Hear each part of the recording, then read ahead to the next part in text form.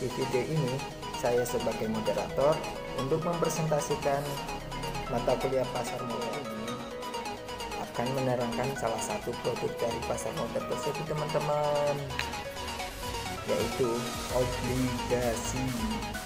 Ya, nanti akan ada penjelasan dari teman saya, yaitu pengertian obligasinya, jenis-jenis obligasinya, nilai obligasinya, karakter, keuntungan dan risiko obligasi, tahap membelinya bagaimana, cara obligasinya kerjanya seperti apa. Ya, lanjut saja untuk pemateri satu.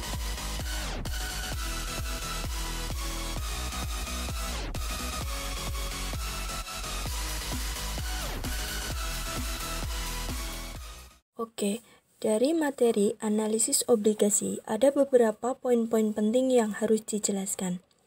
Yang pertama, pengertian analisis obligasi.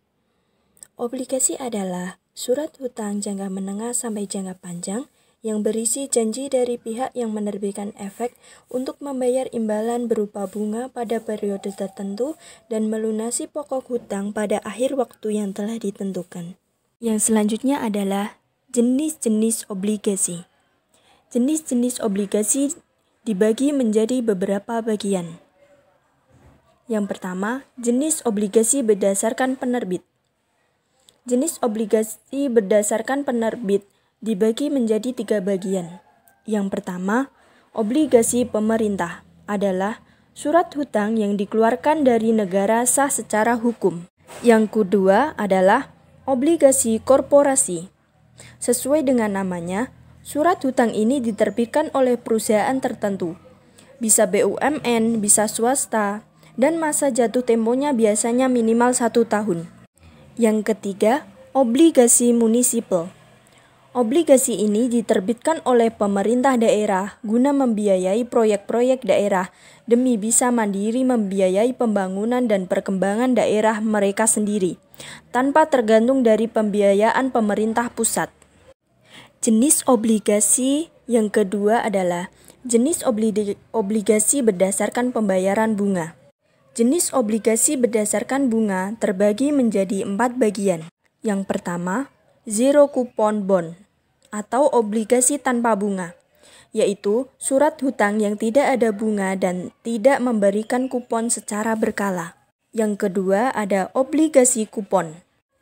Obligasi kupon adalah surat hutang yang menjanjikan bunga secara berkala kepada para investor. Yang ketiga ada obligasi kupon tetap, yaitu obligasi yang menawarkan tingkat suku bunga yang tetap pada investor sampai jatuh tempo surat hutang tiba. Yang keempat, obligasi kupon mengembang. Jenis obligasi ini menawarkan kupon yang bisa berubah besarnya mengikuti indeks pasar uang.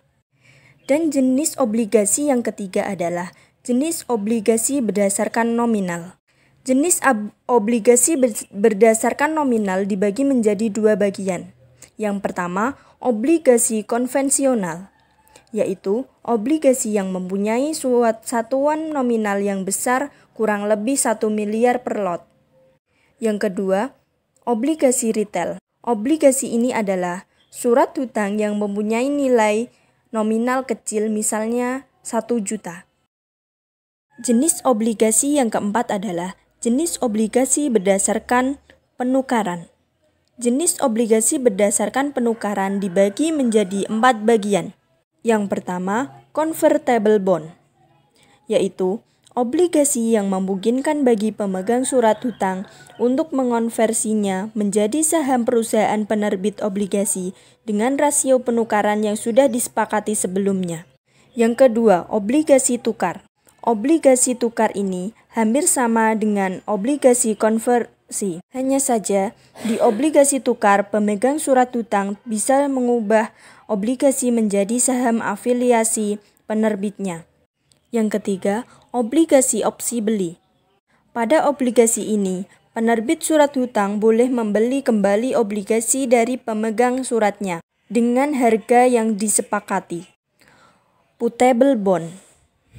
Jenis obligasi opsi beli, emiten memiliki opsi untuk membeli kembali surat utangnya. Sedangkan putable bond, investor punya hak untuk mengharuskan emiten atau penerbit obligasi untuk membeli kembali surat hutangnya. Dan jenis obligasi yang kelima adalah jenis obligasi berdasarkan imbal hasil. Jenis obligasi berdasarkan imbal hasil dibagi menjadi dua bagian. Yang pertama, obligasi konvensional. Obligasi konvensional adalah surat berharga yang diterbitkan oleh pihak tertentu untuk mendapatkan pinjaman sebagai tambahan modal, dengan perjanjian memberikan bunga kepada pihak investor dalam jangka waktu tertentu. Yang kedua ada obligasi syariah.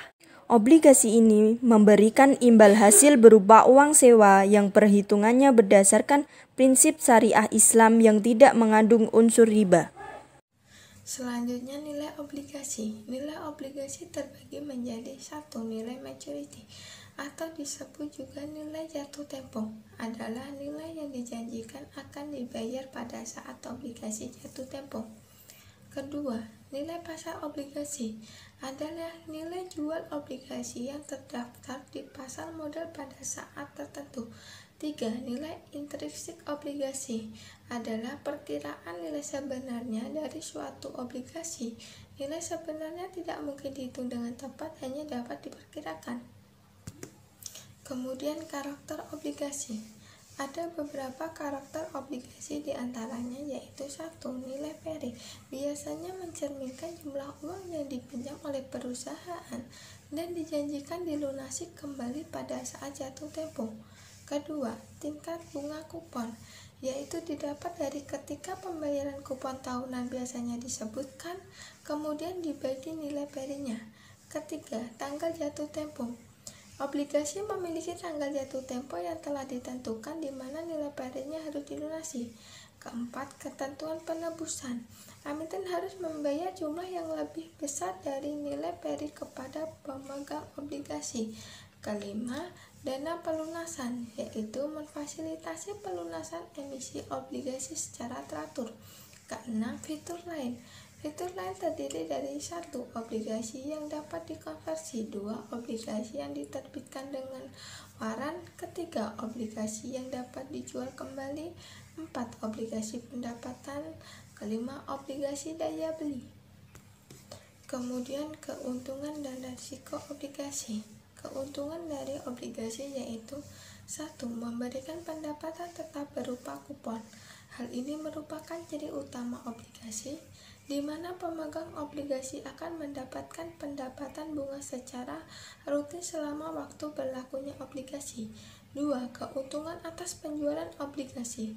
Pemegang obligasi dapat memperjualbelikan obligasi yang dimilikinya.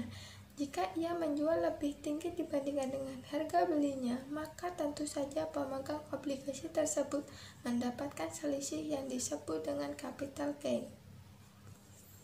Risiko obligasi. Risiko dari obligasi yaitu 1. Interest rate. Harga dari sebuah obligasi akan berubah pada arah yang berlawanan dari perubahan tingkat bunga. Kedua, reinvestment rate. Variabilitas pada tingkat reinvestment akibat adanya perubahan pada tingkat bunga pasar. Ketiga, call rate. Sebagian perusahaan menetapkan untuk menarik atau membeli obligasi yang diterbitkan pada harga dan waktu tertentu. Keempat, default rate juga berkaitan dengan risiko gagal bayar, artinya penerbit obligasi yang mengalami kebangkrutan. Tahapan membeli obligasi. Yang pertama ada membuka rekening. Tahap awal yang harus dilakukan dalam proses transaksi obligasi adalah memilih perusahaan sekuritas yang memiliki divisi fixed income yang menangani pembelian dan penjualan obligasi. Pilih perusahaan dengan pengalaman, tim yang solid baik trader atau dealer ataupun riset serta fee yang kompetitif. Yang kedua, pahami produk obligasi. Pada tahap ini, investor dianjurkan untuk mempelajari seluk-beluk informasi yang dibutuhkan mengenai obligasi, baik mengenai investasinya sendiri, potensi resiko yang terkandung, maupun potensi keuntungannya. Hal ini dapat diperoleh dengan mempelajarinya secara mandiri, bertanya kepada bagian riset perusahaan sekuritas di mana Anda membuka rekening atau melalui internet. Yang berikutnya, melakukan analisis. Analisis dilakukan agar keputusan yang diambil sesuai dengan apa yang diinginkan, yaitu kestabilan pendapatan. Aspek-aspek yang dibutuhkan seperti kupon, jangka waktu, nilai penerbitan, dan peringkat. Latar belakang serta profil penerbit juga menjadi pertimbangan sendiri. Dengan informasi yang lengkap, diharapkan keputusan yang diambil tidak menimbulkan kerugian yang cukup besar. Yang keempat, ada memberikan amanat beli. Memberikan amanat pembelian kepada trader atau broker obligasi yang telah kita pilih. Pihak trader akan melakukan pembelian obligasi sesuai dengan jenis serta harga yang diinginkan. Tahap selanjutnya ada siapkan dana. Membeli obligasi membutuhkan dana yang tidak sedikit. Satuan pembelian obligasi biasanya bernilai 1 miliar rupiah, sehingga sulit bagi investor individu untuk dapat ikut berinvestasi dalam obligasi. Namun, ada juga yang menawarkan satuan bernilai 50 juta rupiah atau 100 juta rupiah. Setelah amanat pembelian diajukan, sebaiknya dana tersebut sudah dialokasikan. Jangan sampai Anda dikenakan penalti karena keterlambatan dalam pembayaran. Selain itu, penempatan dana tunai yang serba mendadak mungkin bisa mengganggu kelancaran aliran arus kas keuangan Anda dan keluarga. Tahap yang terakhir ada penyelesaian pembayaran obligasi. Pembayaran dana pembelian obligasi dilakukan melalui transfer ke rekening perusahaan sekuritas tersebut. Setelah pembayaran selesai, maka Anda sebagai pembeli tinggal menunggu proses settlement atas transaksi tersebut. Obligasi yang telah Anda beli akan tercantum di dalam rekening perusahaan sekuritas yang tercatat di KCI Kustodian Sentral Efek Indonesia. Pemindah tanganan hak atas obligasi akan sangat mudah dilakukan secara elektronik, karena saat ini fisik obligasi tidak lagi berupa sertifikat, namun sudah scriptless atau tahap warkat. Administrasi pembukuan akan dilakukan oleh bank kustodian perusahaan sekuritas.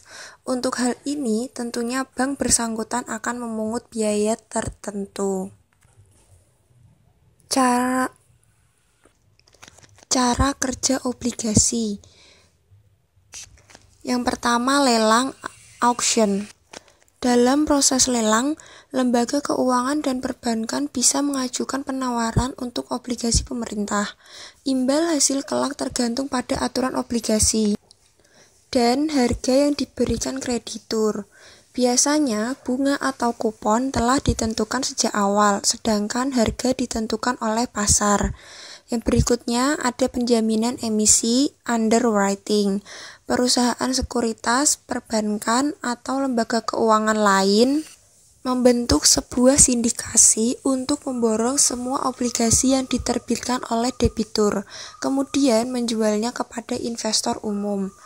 Sindikasi menanggung resiko apabila obligasi tak terjual habis. Tetapi mereka bisa menetapkan fee tertentu sebagai imbalan jasa underwriting. Yang ketiga ada penerbitan khusus, private placement. Obligasi dijual kepada pihak-pihak tertentu saja dan tidak bisa diperdagangkan secara bebas. Biasanya metode ini dilakukan untuk penerbitan obligasi dalam skala kecil. Terima kasih. Terima kasih buat teman-teman yang sudah menonton video ini, dan buat rekan-rekan saya yang sudah menyampaikan apa itu tentang obligasi. Sekiranya ada pertanyaan atau kurang jelas, bisa komen, share ke teman-teman, dan like jika menyukai video ini. Sekiranya segitu aja. Terima kasih teman-teman.